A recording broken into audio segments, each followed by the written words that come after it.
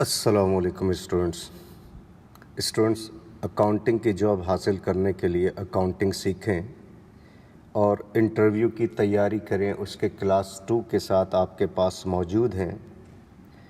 इसमें मज़ीद हम कुछ अकाउंटिंग भी सीखेंगे और इंटरव्यू में किस किस तरह के सवालात कंडक्ट किए जा सकते हैं उसके बारे में मज़ीद सीखेंगे। चलें अब हम अल्लाह का नाम लेकर पढ़ना शुरू करते हैं। अच्छा भाई, पूरी अकाउंटिंग जो हम पढ़ते हैं, पूरी की पूरी अकाउंटिंग कितने फाइनेंशियल एलिमेंट्स के गिर्द घूमती है? एक सवाल ये पूछा जा सकता है। तो याद रखिएगा 5 के गिर्द घूमती है। Number 1 assets, number 2 liability, number 3 capital, number 4 revenue, number 5 expense, और रेवेन्यू को ही इनकम भी कहते हैं। तो पूरी की पूरी अकाउंटिंग जो घूमती है ये 5 एलिमेंट्स, फाइनेंशियल एलिमेंट्स के गिर्द घूमती है। ये आपने जहन में रखना, और सबकी डेफिनेशन हम क्लास 1 में यानी प्रीवियस क्लास में हम अच्छे तरीके से डिस्कस कर चुके हैं। तो ये जवाब आपको आना चाहिए, इंटरव्यू में पूछा जा सकता है। ठीक है, नेक्स्ट। अब प्रीपेड एक्सपेंस किसे कहते हैं? अकाउंटिंग में प्रीपेड एक्सपेंस किसे कहते हैं? भाई जहन में रखिएगा, प्रीपेड एक्सपेंस को हम कहते हैं करंट एसेट्स। क्या कहते हैं? शॉर्ट करके लिखा है C/A, करंट एसेट्स। अब करंट एसेट्स की तो डेफिनेशन आपको पता है, वो एसेट जो 1 साल के अंदर कैश में कन्वर्ट हो जाए। अब प्रीपेड एक्सपेंस क्या होता है? ये भी करंट एसेट्स होते हैं। हमने पिछली क्लास में कौन कौन से करंट एसेट्स पढ़े थे? एक स्टॉक ऑफ गुड्स और एक अकाउंट रिसीवेबल। अब प्रीपेड एक्सपेंस भी जहन में रखिएगा, ये भी करंट एसेट्स होते हैं। अच्छा, ये उस वक्त वजूद में आते हैं जब कारोबार ने किसी के मद में एडवांस पेमेंट की हो। जब कारोबार ने किसी के मद में एडवांस पेमेंट की हो तो प्रीपेड एक्सपेंस वाले करंट एसेट्स वजूद में आते हैं। जैसे कारोबार ने जनवरी 1 को किराया की मद में यानी रेंट की मद में 12 महीने का किराया एडवांस में दे दिया हो।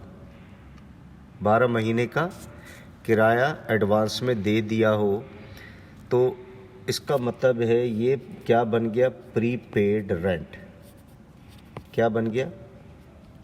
Prepaid rent. अब सवाल ये पैदा होता है, सर इसको आपने तो करंट एसेट्स की डेफिनेशन वो बताई थी, वो एसेट जो 1 साल के अंदर कैश में तब्दील हो जाए। सर इसमें तो एडवांस में पेमेंट की है आपने, ये तो कैश में कन्वर्ट नहीं हो रहा। तो प्रीपेड एक्सपेंस की डेफिनेशन जहन में रखिएगा, valuable legal rights. Valuable legal right, ये कीमती कानूनी हक होते हैं। 12 महीने का एडवांस में किराया आपने दे दिया है, तो अब 12 महीने तक आज़ादी के साथ उस शॉप को इस्तेमाल कर सकते हैं। अगर फैक्ट्री किराए पे लिया है तो फैक्ट्री को 12 महीने की फुल 12 महीने की आज़ादी के साथ फैक्ट्री को भी इस्तेमाल कर सकते हैं। इस वजह से इसको वैल्यूएबल लीगल राइट्स कहते हैं। सही है, ये भी करंट एसेट्स होते हैं। नेक्स्ट, बैंक ओवरड्राफ्ट एक कॉन्सेप्ट होता है, बहुत कंफ्यूज होते हैं बच्चे कि सर बैंक ओवरड्राफ्ट क्या है। ये करंट लायबिलिटी होता है। C/L stand for current liability. ये उस वक्त वजूद में आते हैं जब कारोबार ने जितना पैसा अपने बैंक अकाउंट में जमा करवाया है, जब कारोबार ने जितना पैसा अपने बैंक अकाउंट में जमा करवाया है उससे ज़्यादा निकाल लिया हो, तो ये करंट लायबिलिटी होते हैं। ये उस वक्त वजूद में आते हैं, यानी इस तरह की करंट लायबिलिटी उस वक्त वजूद में आती है जब कारोबार ने जितना पैसा अपने बैंक अकाउंट में जमा करवाया है उससे ज़्यादा निकाल लिया हो। जैसे 10,000 रुपये जमा करवाया है बैंक अकाउंट में कारोबार ने कितने रुपए अपने बिजनेस बैंक अकाउंट में जमा करवाए हैं? 10,000 रुपये, और निकाला 11,000 रुपये। तो 1,000 रुपये बैंक को वापस करने हैं, کیونکہ آپ اگر اچھے اکاؤنٹ ہولڈر ہوتے ہیں تو بینک آپ کو اجازت دیتا ہے ایک خاص لمٹ تک کہ آپ پیسے زیادہ نکال سکتے ہیں. کیونکہ آپ اچھے اکاؤنٹ ہولڈر ہیں, بینک آپ کو ناراض نہیں کرنا چاہتا ہے, تو بینک آپ کو جو 1000 روپے ایکسٹرا نکالنے کی جو اجازت دے رہا ہے مفتے میں نہیں دے رہا, آپ نے یہ پیسے واپس کرنے ہیں. اور یہ پیسے بہت شارٹ پیریڈ میں واپس کرنے ہوتے ہیں, یعنی 12 مہینے کے اندر ادا کرنے ہوتے ہیں. اس وجہ سے اس کو کرنٹ لائبلٹی کا, اور وہ لائبلٹی جو 1 سال سے زیادہ عرصہ لے ادائیگی ہونے میں اسے لانگ ٹرم لائبلٹی کہتے ہیں. ٹھیک ہے اسٹوڈنٹس. نیکسٹ, ٹریڈنگ بزنس کیا ہوتا ہے؟ ایسا کاروبار, ایسا بزنس جس میں اشیاء یعنی گڈس کی خرید و فروخت ہوتی ہو. یعنی ایسا کوئی بھی بزنس جس میں اشیاء کی خرید و فروخت ہو, یعنی ایسا بزنس وچ ڈیلز وتھ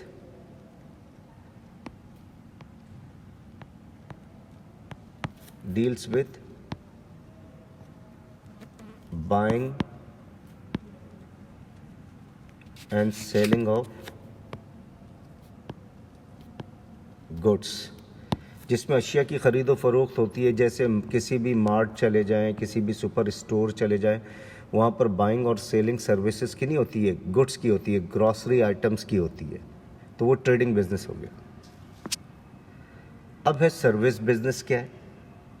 ایسا کاروبار, ایسا بزنس جس میں خدمات یعنی سروسز کی خرید و فروخت ہوتی ہو. جیسے اسکول میں گڈس نہیں بیچا جاتا, گروسری آئٹمز نہیں بیچے جاتے, وہاں ٹیچرز کی سروسز کو خریدتے ہیں وہ, اور ان کی سروسز کو وہ اسٹوڈنٹس کو بیچتے ہیں. ہاسپٹل میں بھی اسپیشلسٹ ڈاکٹر کو ہائر کرتے ہیں, ان کو خریدتے ہیں, اور ان کی سروسز کو مریضوں کو بیچا جاتا ہے. ٹھیک ہے. اب ایک سوال ہے, ٹریڈنگ بزنس اور مینوفیکچرنگ بزنس میں کیا فرق ہے بھائی؟ ٹریڈنگ بزنس میں تو بھائی تیار شدہ مال یعنی فنش گڈس خرید کر بیچتے ہیں. ٹریڈنگ بزنس میں گڈس کو ہم بناتے نہیں ہیں, تیار شدہ مال خریدتے ہیں, بائی کرتے ہیں, اس کے بعد اس کو بیچتے ہیں, تو اس سے ان کو پروفٹ ہوتا ہے. جبکہ مینوفیکچرنگ بزنس میں خام مال کو ہم کہتے ہیں انگلش میں را مٹیریل. مینوفیکچرنگ بزنس میں کیا کرتے ہیں؟ را مٹیریل خریدتے ہیں, ان را مٹیریل پر پروسیس کرتے ہیں, پھر یہ مال تیار شدہ مال یعنی فنش گڈس میں تبدیل ہو جاتا ہے. تو اسٹوڈنٹس آپ نے دیکھا کہ کیا ہے بھائی, ٹریڈنگ بزنس میں تیار شدہ یعنی فنش گڈس مال خرید کر بیچتے ہیں, جبکہ مینوفیکچرنگ بزنس میں پہلے را مٹیریل یعنی خام مال خریدتے ہیں, اس پر پروسیس کرتے ہیں, پھر یہ مال جو ہوتا ہے تیار شدہ مال یعنی فنش گڈس میں تبدیل ہو جاتا ہے, پھر ان مال کو بیچتے ہیں. ان مال کو کیا کرتے ہیں؟ بیچتے ہیں. Right students. نیکسٹ, اب آپ سے ایک سوال یہ بھی پوچھا جا سکتا ہے کہ اکاؤنٹنگ سائیکل کے کتنے سٹیپس ہوتے ہیں؟ تو اسٹوڈنٹ یہ تمام کلاسز کو بڑے غور سے سنیں, آگے جا کے میں آپ کو مختلف چیزیں سٹیپ بائی سٹیپ بتاتا رہوں گا انشاءاللہ عزیز.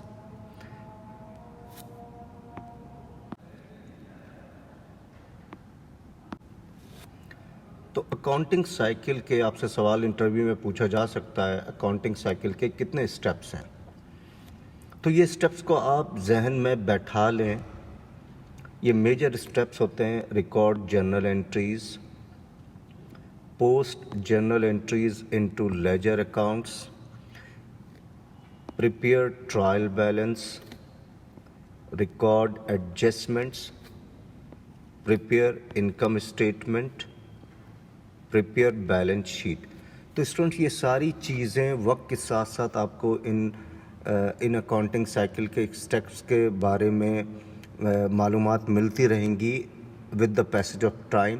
ابھی آپ نے ذہن میں رکھ لیں, اگر آپ سے کوئی پوچھتا اکاؤنٹنگ سائیکل کے کتنے سٹیپس ہیں تو آپ نے یہ میجرلی خاص طور پر یہ 6 بتا دینا ہے آپ کو. ٹھیک ہے. اب ایک سوال یہ ہوتا ہے بھائی سر, بک کیپنگ اور اکاؤنٹنگ میں کیا فرق ہے؟ بہت فریکوینٹ بیسس پہ یہ سوال پوچھا جا سکتا ہے. तो देखिए इंटरव्यू की भी तैयारी हो रही है और अकाउंटिंग भी सीखते चले जा रहे हैं आप। बुक कीपिंग और अकाउंटिंग में क्या डिफरेंस है, क्या फ़र्क है?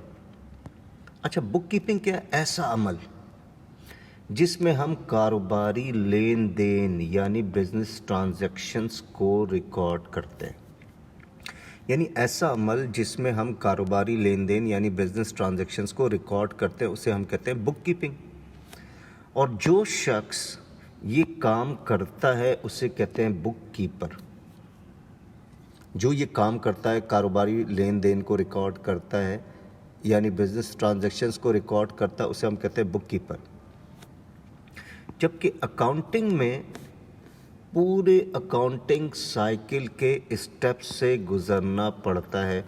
अकाउंटिंग में कारोबारी लेन देन भी यानी बिजनेस ट्रांजैक्शंस भी रिकॉर्ड करता है वो, फिर फिर ट्रायल बैलेंस भी बनाएगा, एडजस्टमेंट भी रिकॉर्ड करेगा, इनकम स्टेटमेंट भी बनाएगा, बैलेंस शीट भी बनाएगा। तो अकाउंटिंग में क्या होता है, पूरे अकाउंटिंग साइकिल के स्टेप से गुजरना पड़ता है। और जो शख्स ये काम करता है उसे अकाउंटेंट कहते हैं, उसे बुक कीपर नहीं कहते, उसे अकाउंटेंट कहते हैं। नेक्स्ट, अब आपसे ये एक सवाल भी पूछा जा सकता है, अकाउंटिंग इक्वेशन क्या है भाई? अकाउंटिंग इक्वेशन की वजाहत करें। तो आपसे पूछेगा अकाउंटिंग इक्वेशन क्या है? अच्छा, आपको मालूम है लेफ्ट हैंड साइड लाजमन बराबर होने चाहिए राइट हैंड साइड को। लेफ्ट हैंड साइड को कहते हैं कारोबार के वसाइल यानी रिसोर्सेज कहते हैं। लेफ्ट हैंड साइड को हम क्या कहते हैं? कारोबार के वसाइल या रिसोर्सेज। तो जब लेफ्ट हैंड साइड को हम क्या कहते हैं? कारोबार के वसाइल यानी रिसोर्सेज को कहते हैं लेफ्ट हैंड साइड। तो ये क्या बन गए? एसेट्स बन गए। यानी जो भी कारोबार के वसाइल, जो भी चीज़ कारोबार में आ जाए या कोई भी वसाइल कारोबार में आ जाए तो उसे अकाउंटिंग में क्या कहते हैं? एसेट्स कहते हैं। और राइट हैंड साइड को वसाइल यानी रिसोर्सेस को कारोबार में लाने वाले लोग होते हैं। राइट हैंड साइड को क्या कहते हैं? ये जो रिसोर्सेज है इसको लाने वाले भी तो होंगे ना कारोबार में, कोई ना कोई। तो लेफ्ट हैंड साइड को हम कहते हैं रिसोर्सेज इन द बिजनेस, तो वो एसेट्स बन गए। और राइट हैंड साइड को कहते हैं कि इन रिसोर्सेज को लाने वाले कौन कौन लोग हैं। अब कैपिटल क्या है? अगर रिसोर्सेज, अगर वसाइल ओनर लेकर आए तो वो कैपिटल बन जाएगा, और अगर वसाइल ओनर के अलावा कोई और लेकर आए तो वो लायबिलिटी बन जाएगी। तो लेफ्ट हैंड साइड को हमने एसेट्स क्या, यानी रिसोर्सेज इन द बिजनेस, यानी जो वसाइल कारोबार में आ जाएं एसेट्स कहलाते हैं। अब राइट हैंड साइड को इन एसेट्स को लाने वाले कौन कौन लोग हैं। अगर एसेट्स ओनर लेकर आ रहा है तो उसे कैपिटल कहेंगे, और अगर एसेट्स ओनर के अलावा कोई और लेकर आ रहा है तो उसे लायबिलिटी कहेंगे। जैसे मसलन कारोबार ने बैंक से कर्ज लिया कारोबार चलाने के लिए, और ये पैसे कारोबार ने बैंक को वापस करने हैं, इस वजह से इसको लायबिलिटी का नाम दिया। तो स्टूडेंट्स, आई होप आपको ये एक छोटी सी वीडियो बनाई है अकाउंटिंग सीखने के हवाले से, और इंटरव्यू किस तरह का कंडक्ट किया जाता है उसके हवाले से। आई होप आपको ये बहुत अच्छी तरीके से समझ में आ गई होगी। Still, if you have doubt, you can write on a comment box. इंशाल्लाह अगली क्लास में कुछ नई चीज़ों के साथ आपके पास मौजूद होंगे। उस वक्त तक के लिए खुदा हाफ़िज़।